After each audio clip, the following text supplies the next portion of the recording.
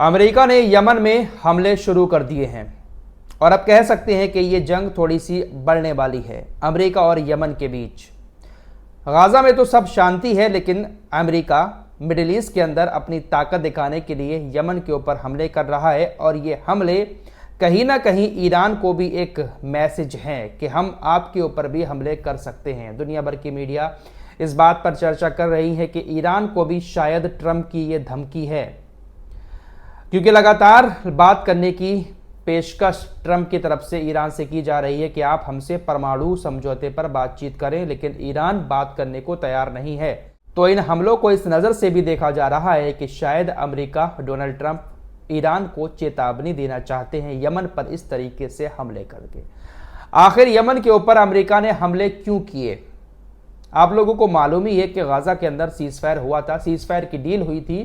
पहली स्टेज लागू हुई 42 दिन की, वो ख़त्म हो गई, कैदियों की अदला बदली हुई। दूसरी स्टेज लागू होनी थी, लेकिन नेतन्याहू नहीं माना। अमेरिका की तरफ से एक प्रस्ताव आता है कि रमज़ान के महीने में कोई हमला नहीं करेगा इजराइल, आप बदले में सारे बंदूकों को छोड़ दो। हमास ने अमेरिका के इस प्रस्ताव पर अपनी रजामंदी जाहिर नहीं की। हमास बोला जो डील हुई थी उसके मुताबिक सीज़फायर आगे बढ़ाओ, हम ऐसे आपके प्रस्ताव पर, नए प्रस्ताव पर राजी नहीं होंगे। फिलहाल सीज़फायर की दूसरी स्टेज लागू नहीं हुई। जब सीज़फायर की दूसरी स्टेज लागू नहीं हुई तो इजराइल ने सारी नाकेबंदी कर दी। रमज़ान का महीना चल रहा है और ऐसे में कोई भी सहायता का ट्रक गाज़ा के अंदर नहीं पहुंच पा रहा है। इजराइल ने गाज़ा की लाइट भी कट कर दी है।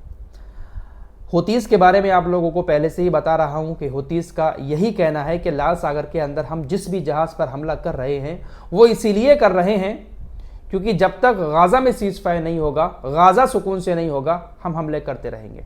सीज़फायर लागू हुआ था, हुतीस खामोश होकर बैठ गए थे, लेकिन जब से इजराइल ने गाज़ा की नाकेबंदी की है, खाना पानी रोका है, तब से दोबारा फिर से यमन के हुतीस ने लाल सागर में हमले शुरू कर दिए हैं। अमेरिका के एक जहाज़ को भी निशाना बनाया और भी कुछ जहाज़ों को निशाना बनाया, हमले करना शुरू कर दिए। ड्रोन को भी ये लोग, हुतीस ने लाल सागर के अंदर अपने ऊपर उड़ रहा था, उसको निशाना बनाया।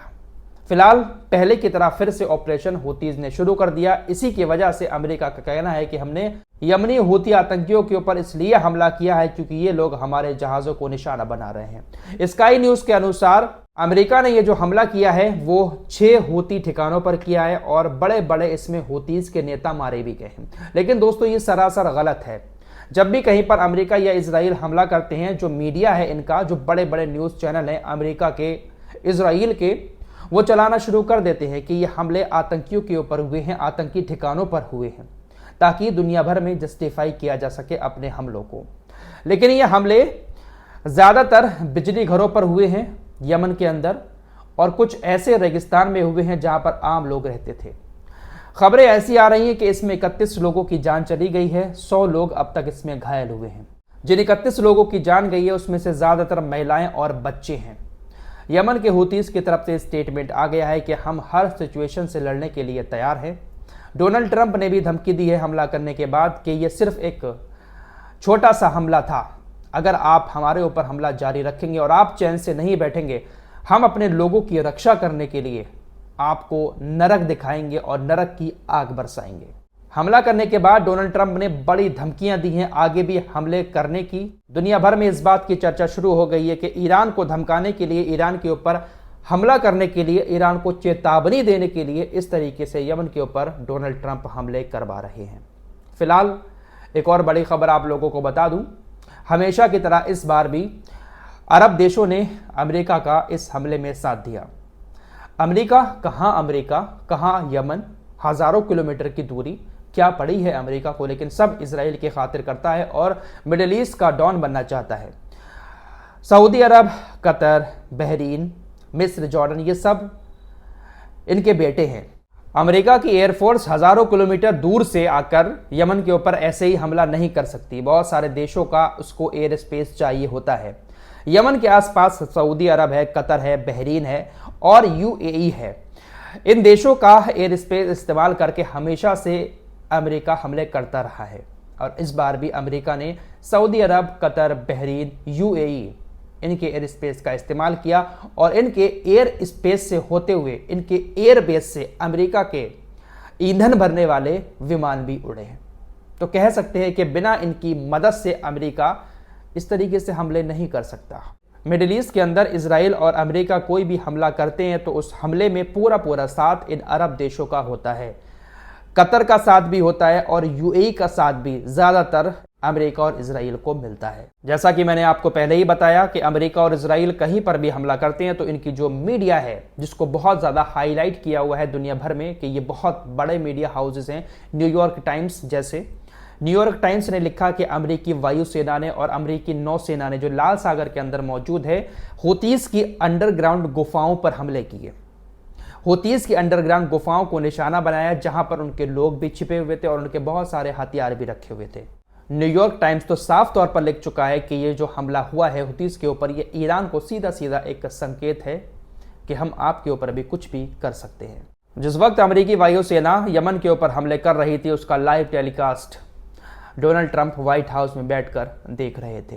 इस हमले के बाद ब्रिटेन का भी बयान आया है। ब्रिटेन ने इस हमले में अपनी सेना के शामिल होने से साफ इनकार कर दिया है। वैसे ज़्यादातर जो भी हमले हुए थे अब तक यमन के ऊपर, उसमें ब्रिटेन की सेना भी अमेरिका के साथ शामिल थी, लेकिन ब्रिटेन ने साफ कह दिया है कि हमें किसी बात की कोई जानकारी नहीं दी गई, कैसे हमला हुआ, कब हुआ, हमें इस बारे में बिल्कुल भी मालूमात नहीं थी। अमेरिका ने खुद ही ये हमला किया है, हम इसमें हिस्सेदार नहीं हैं।